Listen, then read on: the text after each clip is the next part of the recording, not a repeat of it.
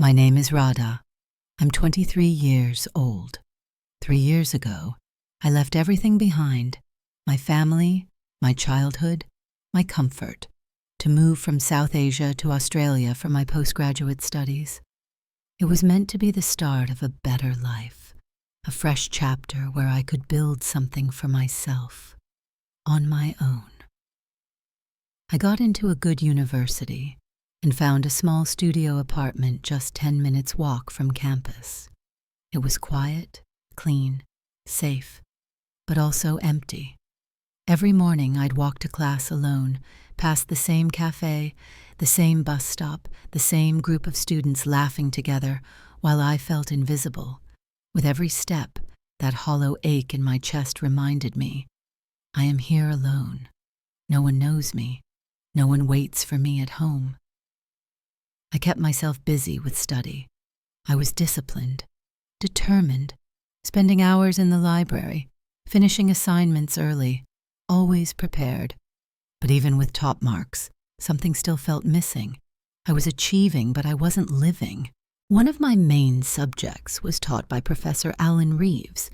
He was in his early 50s, tall, well-dressed, always calm. At first I thought he was just another lecturer, but he noticed things most people overlooked. If I looked tired, he'd check in on me. When I wrote something thoughtful, he'd leave a handwritten note. If I stayed after class, he never rushed me out. We began having regular chats after lectures, sometimes about the course, sometimes about books, and sometimes about life.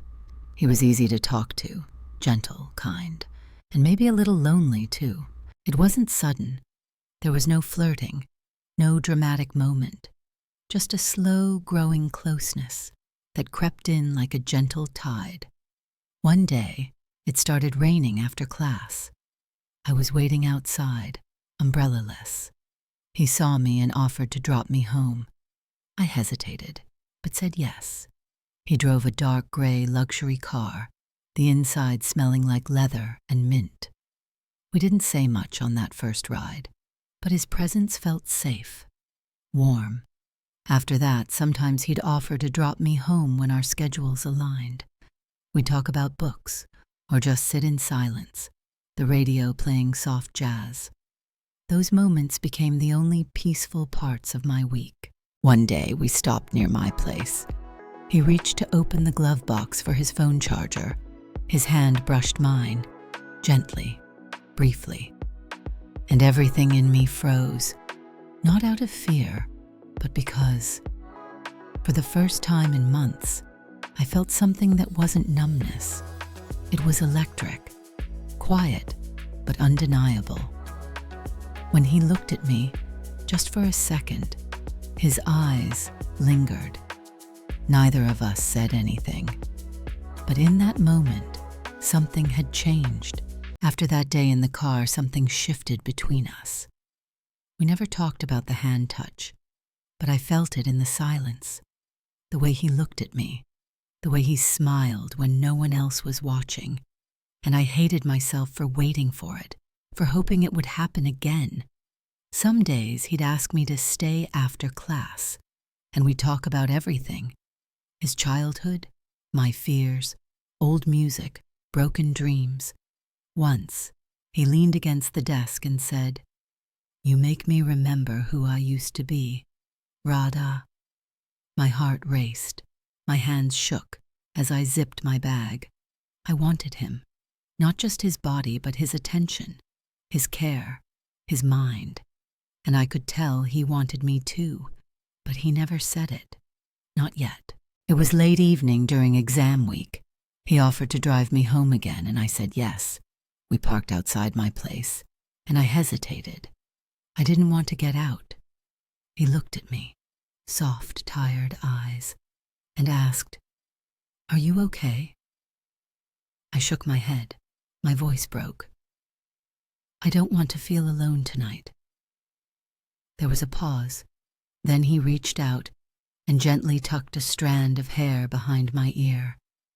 I didn't think. I leaned in. Our lips met, slowly, tenderly. It wasn't rushed. It wasn't wild. It was full of everything we hadn't said for months. I melted into him. His hand cupped my cheek. His thumb brushed my jaw. He whispered, "We shouldn't," but didn't stop, and neither did I. After that night, I was his. We never talked about labels or made promises, but every time we met, I gave him everything: my body, my thoughts, my fears, my heart. I craved his touch. He made me feel like a woman, not a girl. His voice sent shivers through me before my mind could catch up. He made me feel full, alive, worthy. We met secretly, in his office after hours, in my flat when his family was away. I knew it was wrong. He was married with kids. But I couldn't stop. He told me his marriage was dead, that I made him feel alive again. And I believed him. Because when he touched me, I felt loved. Our relationship went on, month after month. I stopped caring about right or wrong. What mattered was how I felt. And I felt good, desired, loved in a way I'd never known. But now, I can't think about anything else except him. He's in my mind, in my skin, in my breath. I need him, but I know he doesn't belong to me. I try not to ask about his family. I try not to picture his wife, his kids, the dinner table I'll never sit at. But deep down I know I'm the secret, the escape, the soft place he runs to, not the world he lives in.